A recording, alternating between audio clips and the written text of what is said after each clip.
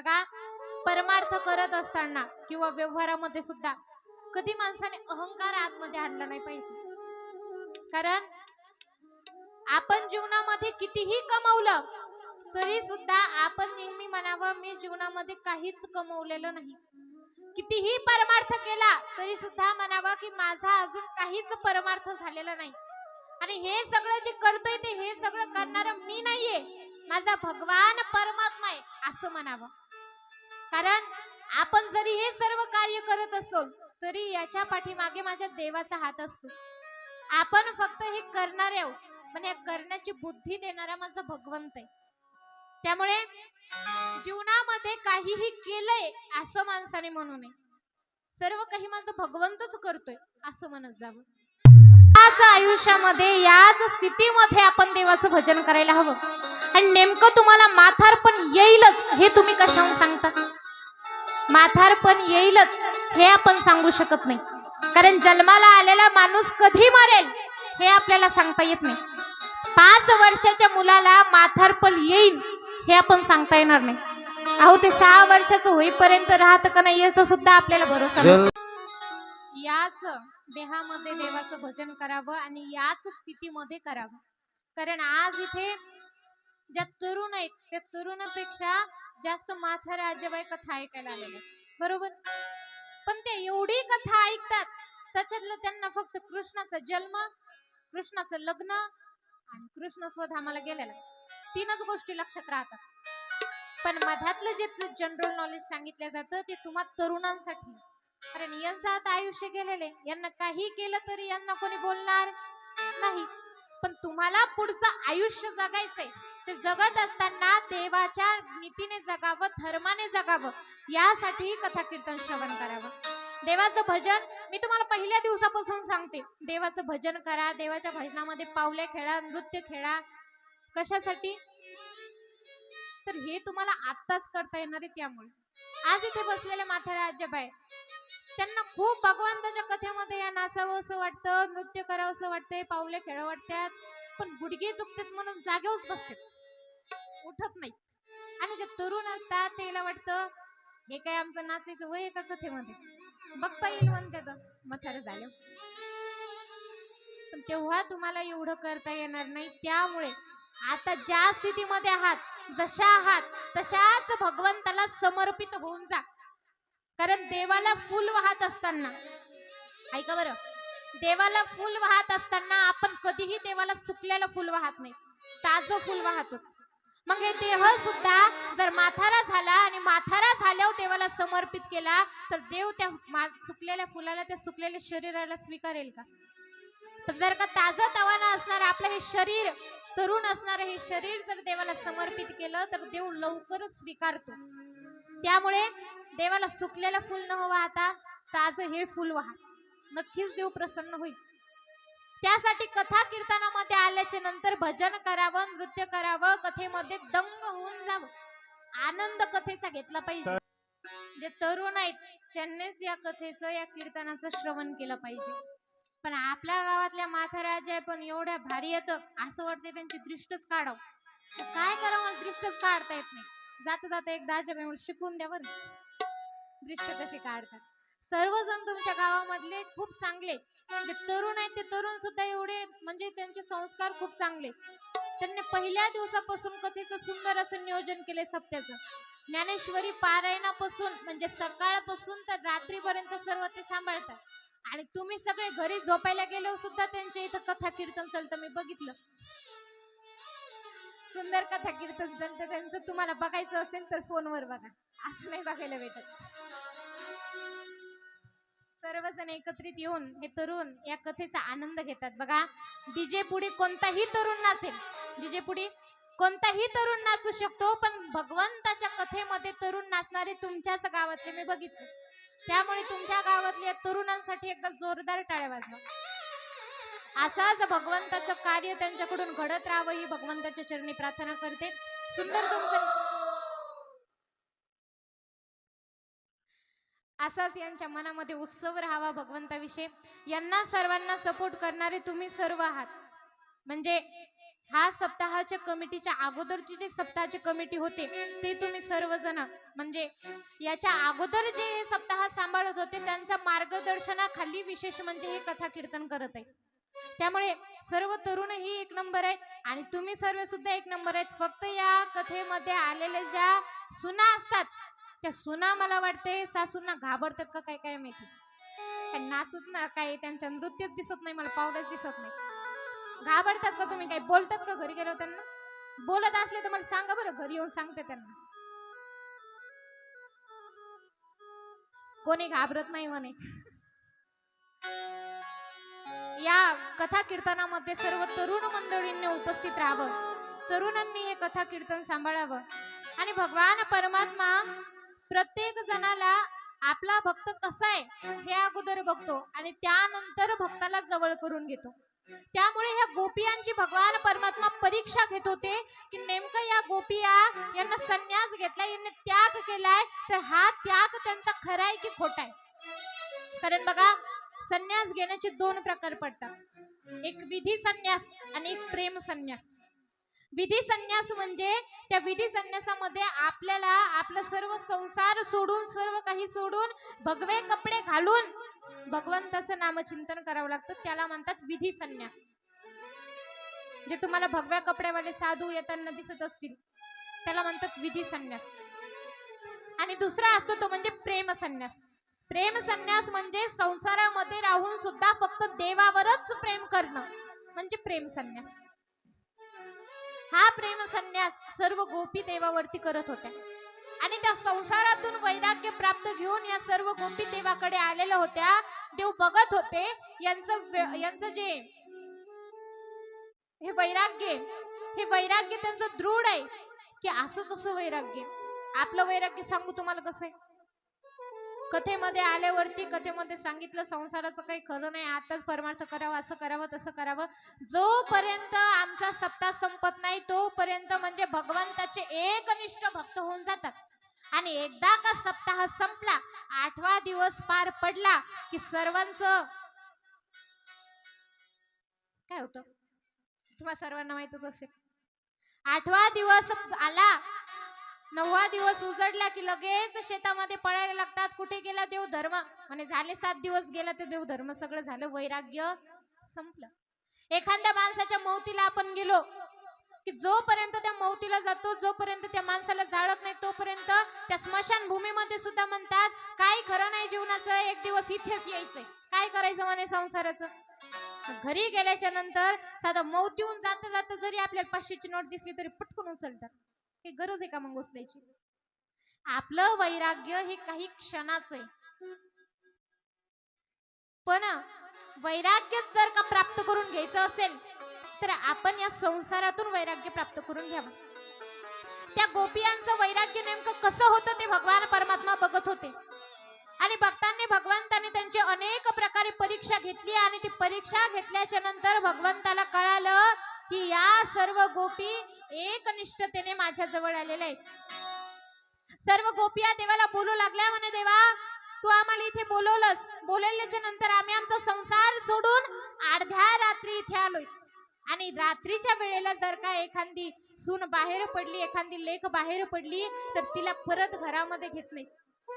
म्हणे आम्ही रात्री इकडे राहिलोय, रात्रीच्या वेळेला बाहेर आलोत, आता आमचे घरचे आमचा स्वीकार करणार नाहीत आणि तू म्हणतोस की तुमचं काही इथे काम नाही. देवा ठीक आहे म्हणे, नसेल तुझं काही काम, पण देवा थोड्या वेळ तुझ्या जवळ बसू दे, थोडीशी तुझ्या बासुरीचा आवाज ऐकू दे, त्यानंतर आम्ही जाऊ. त्यावेळेस भगवान परमात्मा सर्व गोपियांना सांगतात, गोपियांनो आपल्याला आता महारास करायची आणि त्या महाराशीसाठी मी तुम्हा सर्वांना इथे बोलवलंय. सर्व गोपिया आनंदित झाल्या आणि भगवान परमात्मा सोबत त्या शरद पौर्णिमेच्या रात्री सर्व गोपिया महारास करायला लागल्या, नृत्य करायला लागल्या. महारास म्हणजे काय? महारास म्हणजे भगवान परमात्म्याने सर्व गोपियांसोबत केलेला रास. वृंदावन मध्ये तुम्ही प्रेम मंदिरामध्ये गेल्याच्या नंतर तुम्हाला हे महारास कसं होतं ते दिसेल.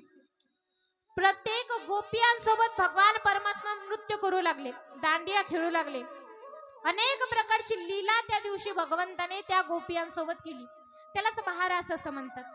ती महाराज चालू असताना त्या गोपियांच्या मनामध्ये कुठेतरी विचार आला, म्हणे आपण किती भाग्यवान आहोत की आपल्याला भगवान परमात्मा स्वतः महाराष्ट्रासाठी बोलवतोय. ठीक आहे, मनामध्ये विचार आला इथपर्यंत ठीक आहे, पण त्या गोपियांना अहंकार झाला की आमच्या शिवाय भगवान परमात्मा कोणासोबत महाराज करत नाही. आणि ज्या वेळेस त्यांना अहंकार झाला त्याच वेळेस भगवान परमात्म्याने त्या गोपियांना तिथेच ठेवून निघून गेले. बघा, जर आपल्या मनामध्ये अहंकार आला तर भगवान परमात्मा आपल्याला जवळ करत नाही. तीळभर सुद्धा भगवंताला अभिमान चालत नाही. आणि त्या गोपियांना अभिमान नेमका झाला. त्या गोपियांना अहंकार झाला. अहंकार होता क्षणी माझे भगवान परमात्मा त्या सर्व गोपियांना तिथेच ठेवतात आणि राधा राणी सोबत भगवान परमात्मा तिथून निघून जातात. आणि राधा राणी सोबत भगवान परमात्मा जात असताना दोघेही जात होते. ज्या वेळेस भगवान परमात्मा तिथून गेले त्यावेळेस सर्व गोपियांना दुःख होईल लागलं. म्हणे देवा तू कुठे गेलास, देवा कुठे गेलास. इकडे तिकडे देवाला शोधायला लागले. कृष्णा कृष्णा कृष्णा म्हणून हाक मारत होते. प्रत्येक गोपी देवाला आवाज देत होती. सर्व गोपिका भगवान परमात्म्याला आवाज देऊ लागल्या. सर्वजणी व्याकुळ झाल्या आणि व्याकुळ होऊन देवाला आवाज देतात. देवाला बोलू लागल्या, म्हणे देवा तू आमच्यापासून दूर गेलायस. जसं एखाद्या आईपासून त्याचं जर मूल बाजूला झालं तर त्या आईला जेवढा त्रास होतो देवा तेवढा त्रास आम्हाला होतोय. देवा तू आमच्यापासून दूर जातोय. जसं लेक माहेरी जाताना वडिलांना आईला जेवढा त्रास होतो तेवढा त्रास देवा आम्हाला होतोय. देवा जसं माशी असते, माशी, ती माशीला जर आपण पाण्यातून काढलं तर जेवढी ती तळमळते तेवढं देवा तू आमच्यापासून दूर गेलेस तर आम्ही तळमळतो.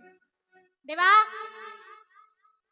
आपलं शरीर सोडताना आपल्याला जेवढा त्रास होतो तेवढा त्रास देवा आज आम्हाला होतोय. देवा असं वाटतंय जसं आम्ही आमचा प्राण सोडून चाललोय. देवाला आवाज द्यायला लागल्या, रडू लागल्या. जिकडे तिकडे बघत होत्या. जे वृक्ष दिसायचे त्या वृक्षाला म्हणायच्या, अरे वेली पानांनो तुम्ही माझ्या कानाला बघितलं का, तुम्ही माझ्या कृष्णाला बघितलं का. प्रत्येक गोपी एकमेकींना विचारत होती, का ग कुठं गेला असेल आपला काना, कुठे असेल तो आता, का गेला असेल आपल्याला सोडून, काय चुकलं आपल्याकडनं. रडत होत्या. मोठमोठ्याने कृष्णा कृष्णा कान्हा कान्हा म्हणून आवाज देऊ लागल्या. त्यावेळेस आमच्या राधा राणींना दया आली आणि राधा राणी भगवान परमात्म्याजवळ बसलेल्या होत्या आणि भगवान परमात्म्याला म्हणतात, देवा ए कान्हा एवढं एखाद्या भक्ताला दुखवावं एवढा पण निर्दयी होऊ नकोस म्हणे. एकदा त्या गोपियांजवळ जा आणि त्यांना त्यांची चूक समजावून सांग. भगवान परमात्मा म्हणतात, राधे या गोपिया अभिमान झाला आणि ज्या गोपियांना अभिमान होतो त्या जवळ मी राहत नाही, त्यांच्या जवळ मी राहणार नाही म्हणे. मी आता त्या गोपियांना परत माझ्या जवळ घेणार नाही. त्यावेळेस राधा राणींनी भगवंताला प्रार्थना केली. भगवंताची प्रार्थना केली आणि भगवंताला म्हणतात, देवा तुमचं जर माझ्यावर खरं प्रेम असेल तर परत त्या गोपियांजवळ जा. त्यावेळेस भगवान परमात्मा ऐकत नाहीत. त्यामुळे आमच्या राधा राणी त्या गोपियांकडे येतात आणि त्या गोपियांकडे येऊन त्या गोपियांना बोलायला लागतात. म्हणे गोपियांनो तुम्ही भगवान परमात्म्यापासून वेगळ्या झालात त्याचं कारण म्हणजे तुमचा अभिमान. तुमचा अभिमान मध्ये आला.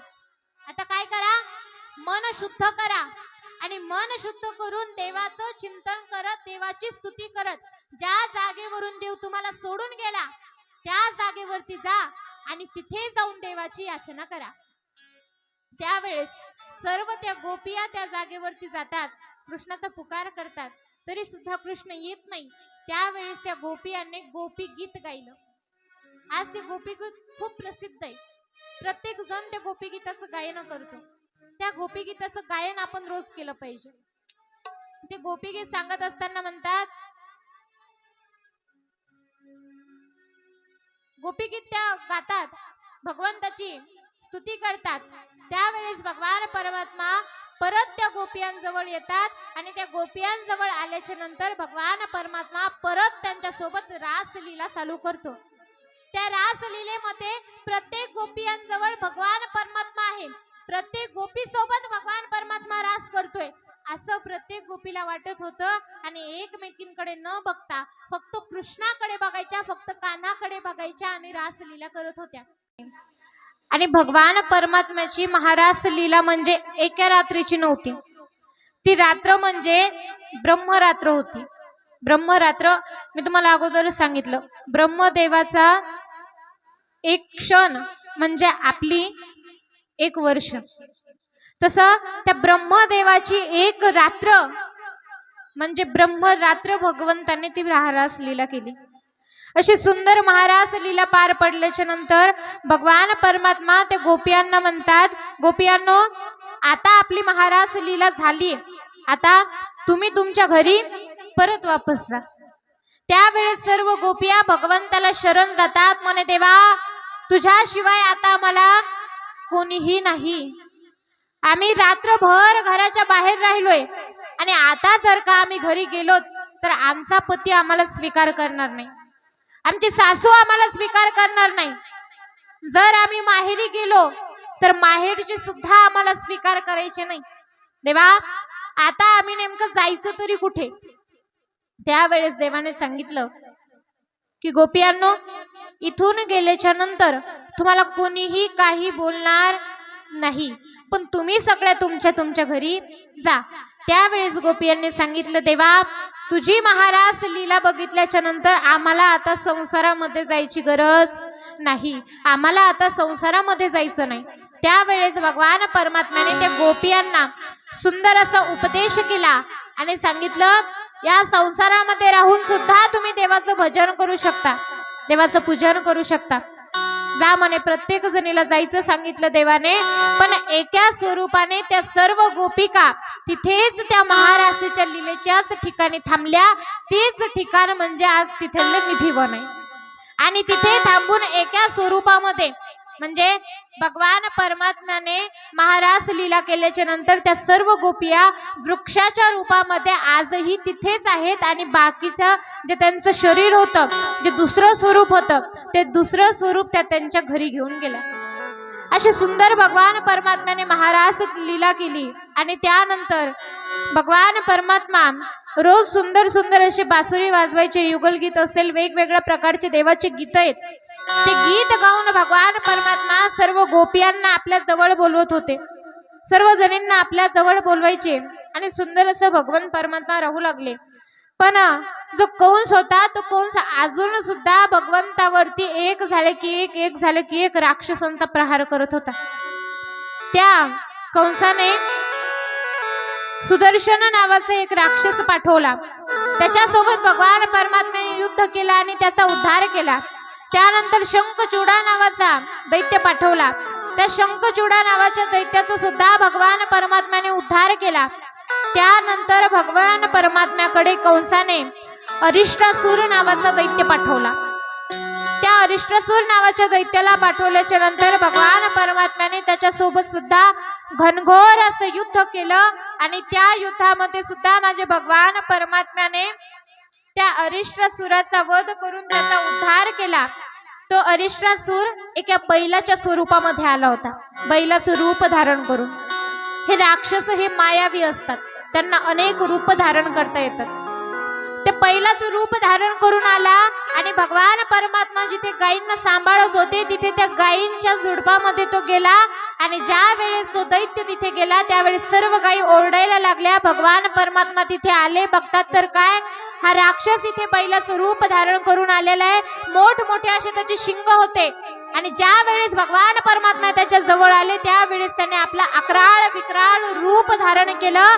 आणि त्या रूपामध्ये त्याचे जे दोन शिंग होते ते शिंग भगवान परमात्म्याने आपल्या हातात धरले आणि ते दोन्ही शिंग उपटून काढले. आणि उपटल्याबरोबर तो राक्षस मोठमोठ्याने ओरडायला लागल्या.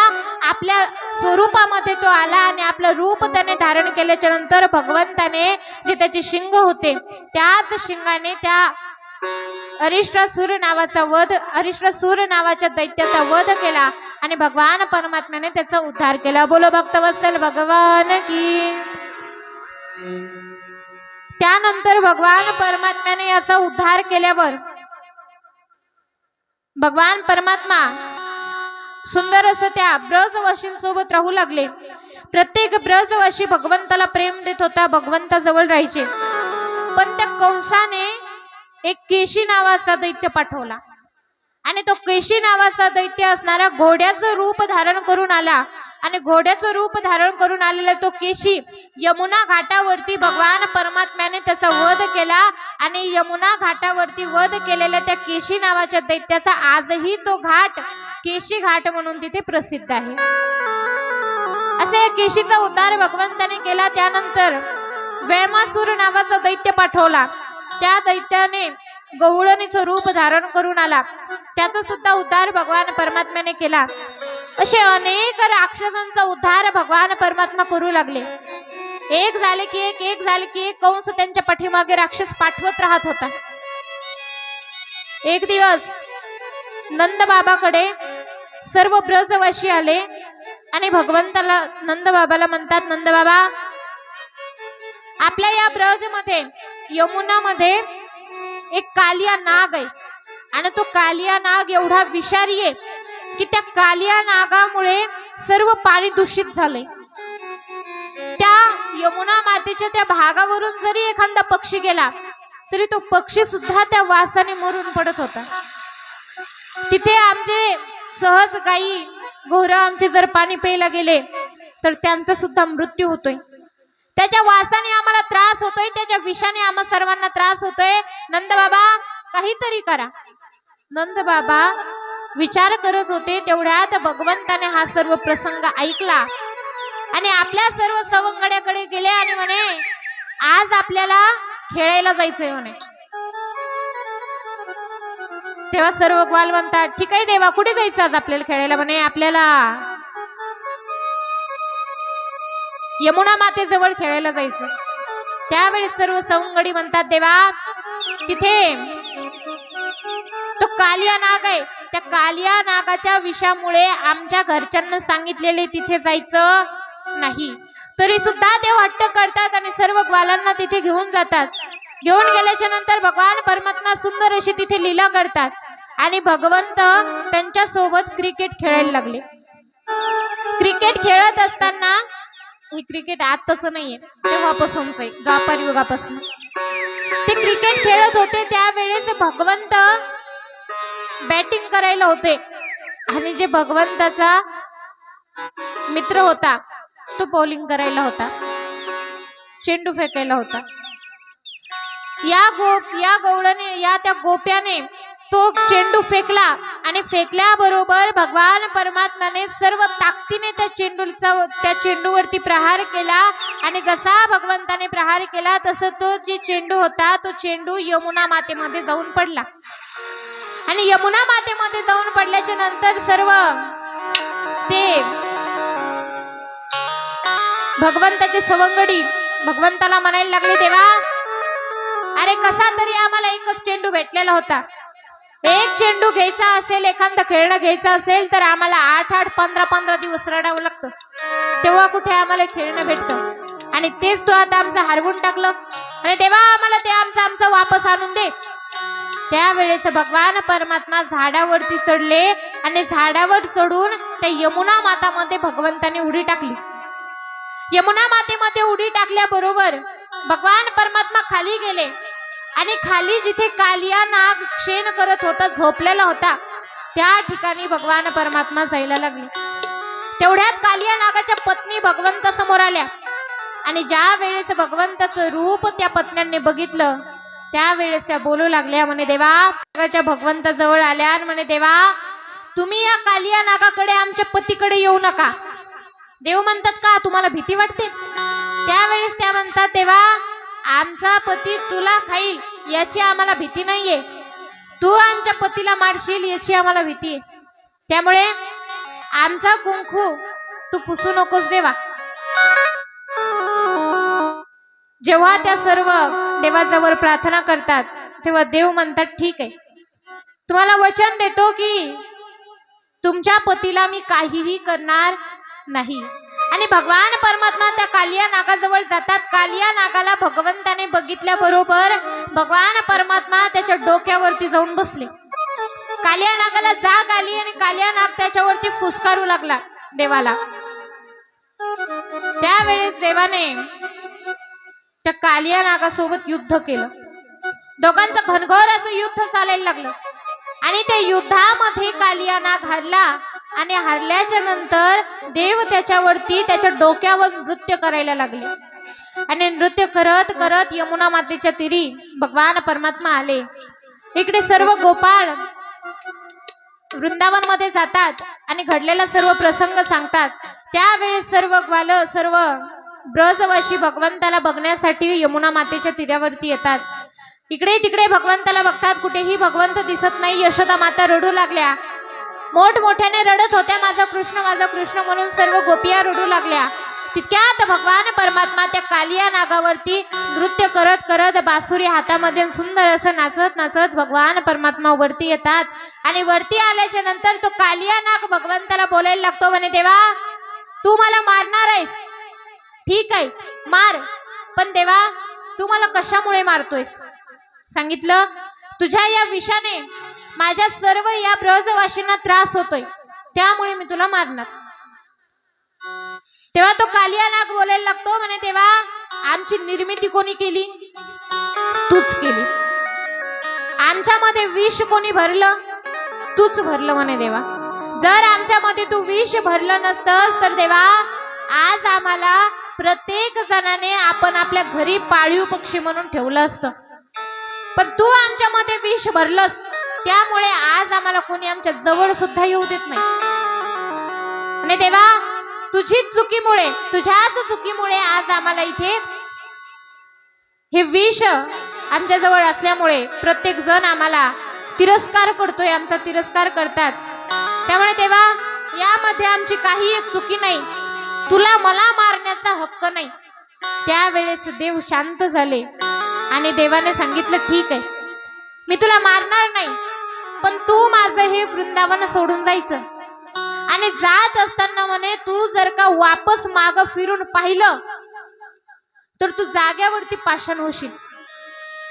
आणि तो कालिया नाग निघायला लागला, वापस जात होता, पण जाता जाता त्याच्या मनामध्ये विचार आला, एवढं सुंदर वृंदावन क्षेत्र सोडून जायचे, देवाला सोडून जायचे. देवाला सोडायची इच्छा त्याच्या मनामध्ये होत नाही, म्हणून त्याने एकदा आमच्या भगवान परमात्म्याचं परत दर्शन घ्यावं म्हणून अर्ध्या वाटेमध्ये गेल्याच्या नंतर त्याने मागे वळून पाहिलं आणि मागे वळून पाहून देवाचं दर्शन केलं. देवाचं दर्शन करता क्षणी, मागे वळून पाहता क्षणी जाग्यावर तो पाषाण झाला आणि पाषाण होऊन तो तिथेच स्थिर झाला. आज सुद्धा वृंदावन मध्ये आपण ते पाषाण बघू शकतो, जिथे भगवान परमात्मा त्याच्या डोक्यावरती बसून नृत्य करतात, ते ठिकाण आज सुद्धा आपण तिथे बघू शकतो. कालिया नागाचा उद्धार भगवान परमात्म्याने केला. समोर इकडे कंस विचार करतो की एवढ्या मोठमोठ्या दैत्यांना मी पाठवलं तरी सुद्धा हा माझा काळ प्रत्येक दैत्याला वापस पाठवतो, म्हणजे नक्कीच हा माझा शत्रू आहे, याचा नाश तर आता केलाच पाहिजे. हा विचार देवाने मनामध्ये ठरवला, कंसाने मनामध्ये ठरवला. आणि काय करावं म्हणून चिंतातुर अवस्थेमध्ये बसलेला होता. तेवढ्यात तिथे नारद महर्षी आले. आपला विना घेऊन आलेले नारद महर्षी तिथे येता क्षणी म्हणतात, नारायण नारायण.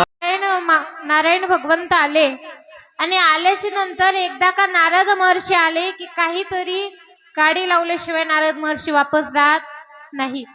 कंसाने सांगितलं, म्हणे गुरुदेव माझा काळ जन्माला आलाय, पण अजूनही मी त्याला मारू शकलो नाही. त्यावेळेस गुरुदेवाने सांगितलं, म्हणे काय कर, गावामध्ये एक यात्रा ठरव आणि त्या यात्रेमध्ये तुझ्या त्या काळाला म्हणजे देवाला आमंत्रित कर आणि इथे आल्याच्या नंतर त्या यात्रेमध्ये आल्यावर त्याला मार. असं गुरुदेवाने सांगितल्या बरोबर कंसाने सुंदर असे यात्रेचे नियोजन ठरवलं आणि त्यामध्ये सर्व राज्यातल्या राजांना बोलवलं. आणि या भगवान परमात्म्याला बोलवण्यासाठी नंद बाबाला बोलवण्यासाठी अक्रूराला बोलवलं आणि अक्रूराला सांगितलं म्हणे तू जा आणि त्या नंद बाबाला आणि त्यांच्या 2 मुलांना विशेष आमंत्रण देऊन ये. जात असताना म्हणे माझा रथ घेऊन जा. त्यावेळेस अक्रूराने मनात विचार केला एवढा दृष्ट व्यक्ती जर एखाद्याला एवढ्या प्रेमाने आमंत्रित करत असेल तर नक्कीच याच्या मनामध्ये काहीतरी आहे. बघा, एखादा आपल्यासोबत खूप वाईट वागत असेल आणि लगेच तो आपल्या जवळीक करायचा प्रयत्न करत असेल तर आपण अगोदर विचार केला पाहिजे याच्या मनामध्ये काय चालू आहे. अक्रूराने विचार केला नेमकं याच्या मनामध्ये चालू तरी काय, पण देवाचं दर्शन होणार आहे याचा आनंद अक्रूर महाराजांच्या मनामध्ये होता. रात्र झाली. रात्र झाल्याच्या नंतर त्यांचा आनंद गगनामध्ये मावत नव्हता. उद्या मला देवाचं दर्शन होणार, उद्या मला देवाचं दर्शन होणार, देवाचं दर्शन मी उद्या घेणार. या आनंदामध्ये त्यांना झोप सुद्धा लागली नाही. सकाळी ब्रह्ममुहूर्तावरती उठले, सुंदर असं स्नान केलं आणि भगवंताला नेण्यासाठी ब्रजकडे निघाले. निघाल्याच्या नंतर कंसाने बघितलं म्हणे अक्रूरा निघालास? हो म्हणे निघालो. थांब म्हणे माझा रथ घेऊन जा. आणि कंसाचा रथ घेऊन अक्रूरजी महाराज भगवान परमात्म्याला नेण्याकरिता त्या वृंदावन क्षेत्रामध्ये आले. आणि आल्याच्या नंतर अक्रूराने काही जणांना विचारलं म्हणे भगवान परमात्म्याचा नंदवाडा कुठे? त्यावेळेस काही जणांनी नंदवाडा सांगितला, पण सर्व ब्रजवासींना सांगण्यात आलं म्हणे अक्रूर आलाय कशाला, तर म्हणे भगवंताला नेला. सर्वजण अक्रूराला बोलायला लागले म्हणे अक्रूरा तू माझ्या भगवंताला नेऊ शकत नाही. त्यावेळेस नंद बाबाने सांगितलं थांबा, अगोदर तो अक्रूर इथं कशाला आलाय ते बघा म्हणे. अक्रूर महाराजांचं आतिथ्य केलं, सर्व काही झालं आणि नंद बाबा विचारतात म्हणे अक्रूर महाराज तुम्ही इथे कशाला आलात? सांगितलं तुम्हाला यात्रेकरिता निमंत्रण दिलेलं आहे, त्यासाठी मी इथे आलो. आणि यात्रा किती दिवसाची? सांगितलं 2 दिवसाची यात्रा आहे, 2 दिवस तुम्हाला यायचंय. ठीक आहे म्हणे. आणि विशेष आमंत्रण तुमच्या बलिराम दादांना आणि कृष्णाला इथे विशेष आमंत्रण दिलेले. जसं कृष्ण जाणार कळालं तसं सर्व गोपी त्या अक्रूराला बोलायला लागल्या. यशोदा माता त्या अक्रूराला बोलत होती म्हणे अक्रूरा तू माझ्या मुलाला माझ्यापासून दूर करतोय आणि माझा कृष्ण माझ्यापासून क्षणभर जरी दूर झाला तरी सुद्धा मला त्रास होतो आणि तू 2 दिवस माझ्या पुत्राला नेणार. राग आला आणि रागामध्ये अक्रूराला बोलायला लागली. पण भगवान परमात्म्याने विनंती केली म्हणे माते 2 दिवस मला सुद्धा यात्रेमध्ये जायची इच्छा आहे, मी सुद्धा जाऊन येतो म्हणे आणि 2 दिवसामध्ये मी परत वापस येईल. सांगितलं ठीक आहे. यशोदा माता रडत रडत रडत रडत भगवंताला जा अशी परवानगी देतात.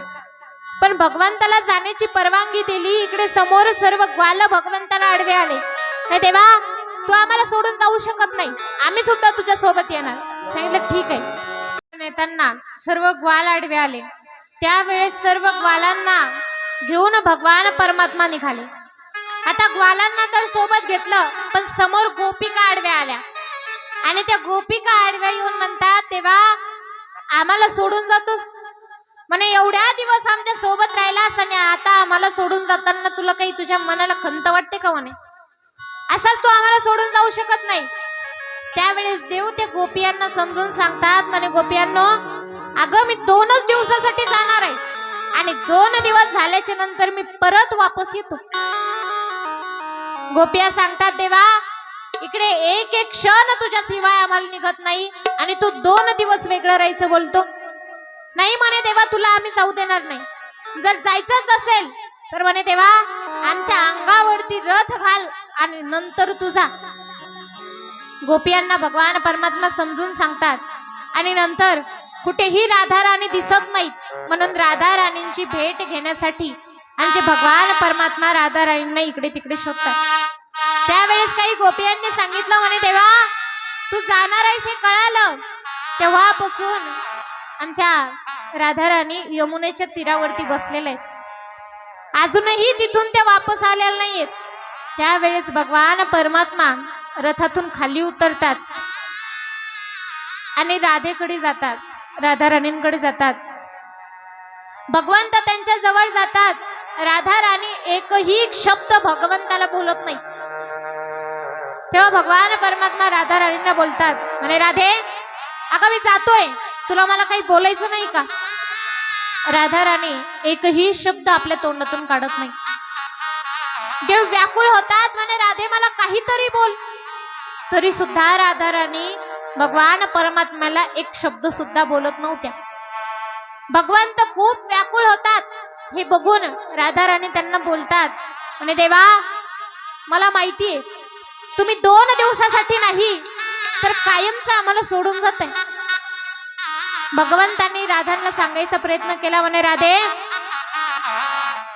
तुला सोडून जायची हिम्मत माझ्यामध्ये नाहीये.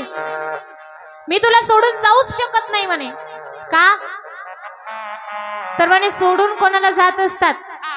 जर 2 जीव असतील तर एक जीव दुसऱ्या जीवाला सोडून जाईल. पण राधे तू आणि मी एकच आहोत. आपल्या दोघांचं शरीर एकच आहे, आपल्या दोघांचं मन एकच आहे. त्यामुळे मी कुठेही तुला सोडून जात नाही, माझ्या सोबतच तुला घेऊन जातोय.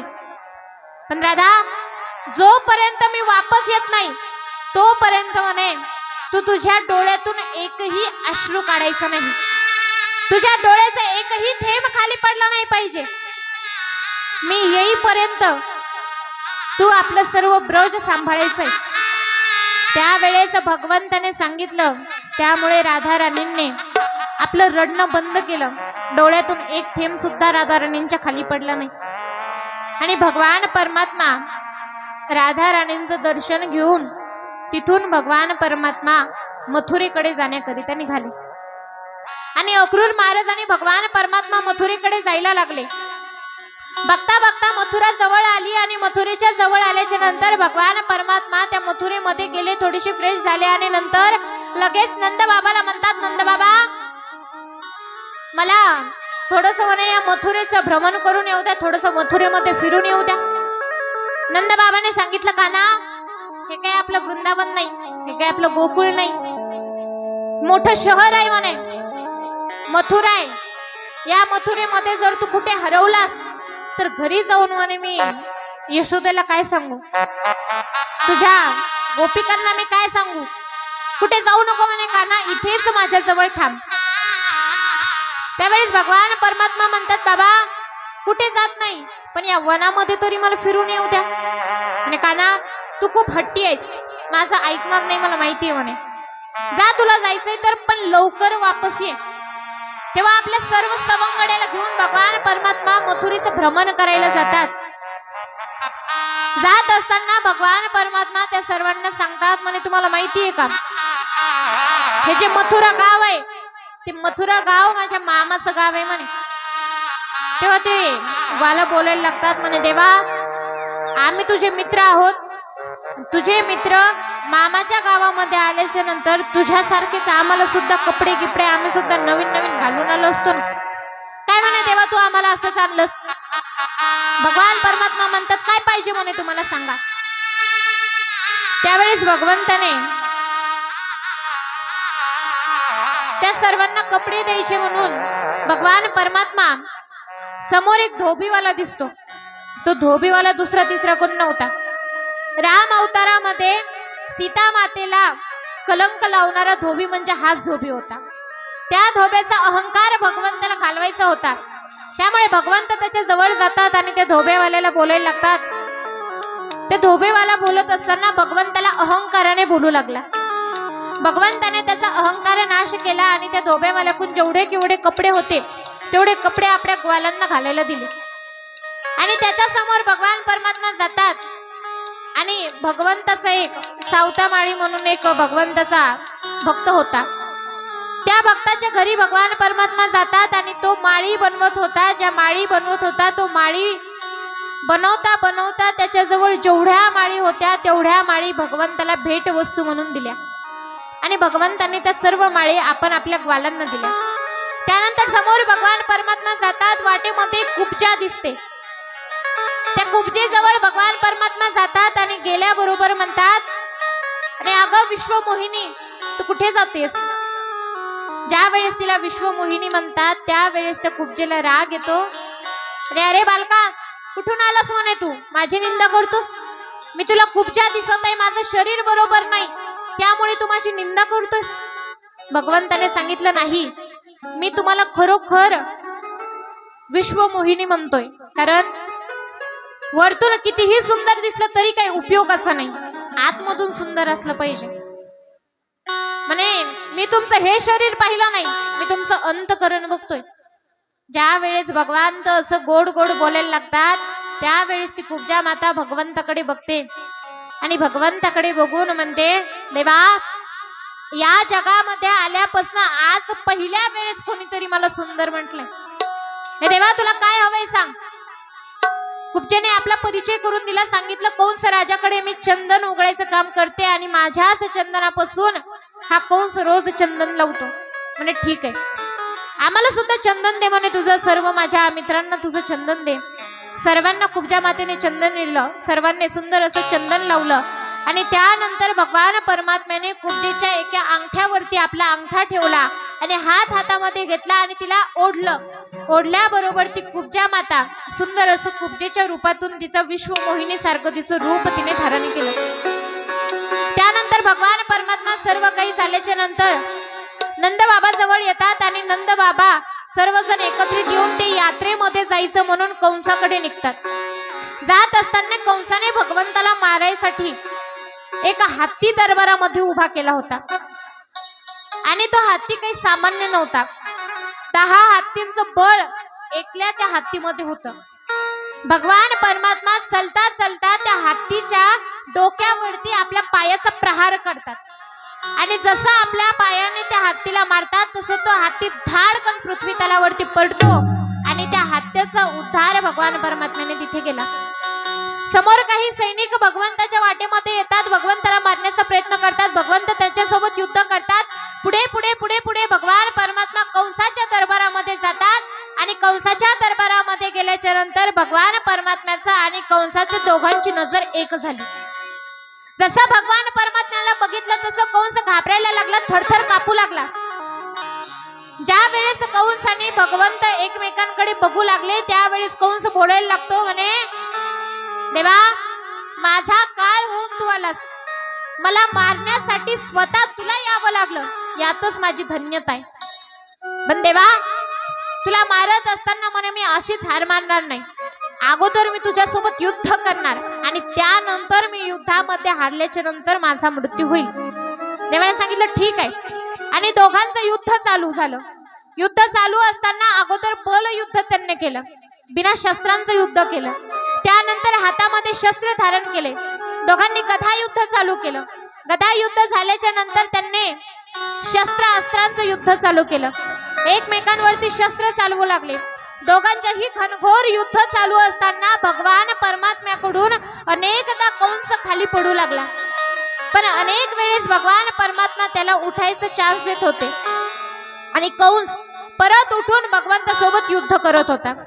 बघता बघता बघता बघता भगवंताचं आणि कंसाचं युद्ध चालू होतं. तेवढ्या तिथे देवा आले आणि देव म्हणतात, देवा या कंसाचा आता वेळ झालेला आहे, आता तुम्ही याच्यासोबत खेळू नका, म्हणे याला आता याचा उद्धार करून टाका.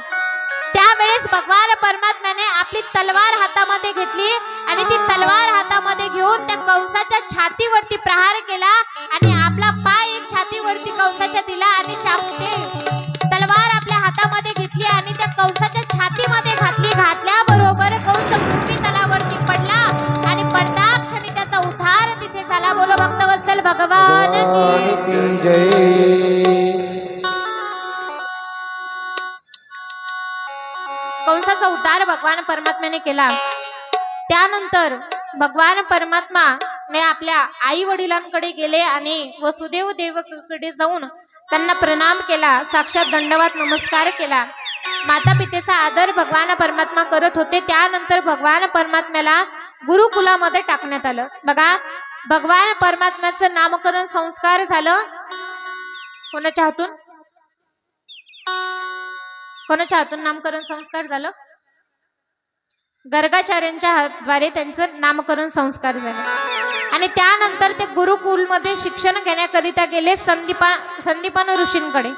त्यांच्याकडे त्यांचं गुरुकुलची विद्या ते प्राप्त करून घेतली आणि त्यानंतर भगवान परमात्मा परत वापस मथुरेमध्ये येतात. परत भगवान परमात्माचं युद्ध एका दैत्यासोबत होतं आणि त्या युद्धामध्ये भगवान परमात्मा आपले सर्व मथुरावासींना घेऊन ब्रजवासींना घेऊन द्वारकेमध्ये जाता सुंदर अशी भगवान परमात्म्याने द्वारकेची निर्मिती केली आणि ते द्वारकेमध्ये भगवान परमात्मा राहू लागले. बघता बघता बघता बघता भगवान परमात्मे अनेक वर्ष द्वारकामध्ये राहत असताना इकडे शिशुपालाची असणारी इकडे रुक्मीची असणारी बहीण रुक्मिणी, त्या रुक्मिणीच्या दरबारामध्ये नारदजी जात होते आणि नारदजी भगवान परमात्म्याच्या सुंदर सुंदर अशा कथा रुक्मिणी मातेला सांगायचे. ज्या वेळेस रुक्मिणी मातेला सांगत होते त्यावेळेस रुक्मिणी मातेच्या मनामध्ये भगवंताविषयी प्रेम उत्पन्न झालं. पण लग्नाचं वय झाल्याच्या नंतर रुक्मिणी मातेचा विवाह शिशुपालासोबत ठरवण्यात आला आणि शिशुपालासोबत त्या रुक्मिणी मातेचा विवाह ठरल्याच्या नंतर रुक्मिणी मातेला शिशुपालासोबत विवाह करायचा नव्हता, तर भगवंतासोबत आमच्या रुक्मिणी मातेला विवाह करायचा होता. त्यामुळे रुक्मिणी मातेने भगवंताला एक पत्र लिहिलं आणि त्या पत्रामध्ये आपली सर्व भावना सांगितली. म्हणे, देवा, मी आजपर्यंत तुम्हाला बघितलेलं नाही, पण तुमच्या कथा मी श्रवण केल्या आणि नारद महर्षीकडून तुमची स्तुती मी ऐकलेली आहे.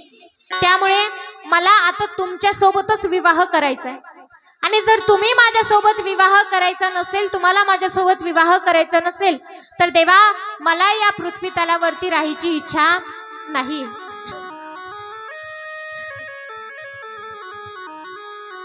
आणि ते पत्र रुक्मिणी मातेने एका ब्राह्मणाजवळ दिलं आणि त्या ब्राह्मणाला ते पत्र घेऊन भगवंताजवळ गेले. भगवंताला ते पत्र दिलं आणि भगवान परमात्म्याने ते पत्र त्या ब्राह्मणाला वाचायला लावलं. त्यावेळेस ते ब्राह्मण म्हणतो, देवा, हे तुमच्यासाठी रुक्मिणी मातेने पाठवलेलं पत्र आहे, त्यामुळे हे पत्र मी वाचू शकत नाही, म्हणे तुम्हीच वाचा. त्यावेळेस देव सांगतात, आणि ब्राह्मण देवता, आजपर्यंत मी ब्राह्मणांपासून काहीही लपवलेलं नाही, म्हणे तुम्हीच हे पत्र वाचा. त्यावेळेस त्या ब्राह्मणाने देवाला पत्र वाचून दाखवलं आणि भगवान परमात्मा आमच्या रुक्मिणी मातेला आणण्याकरिता लगेच निघाले आणि भगवान परमात्मा निघाल्याच्या नंतर त्यांचा विवाह कसा होतो आपल्याला श्रवण करायचे. त्या अगोदर सर्वांनी सुंदर असं भजन करायचे आणि हात वर करून म्हणायचे, राधे राधे राधे राधे.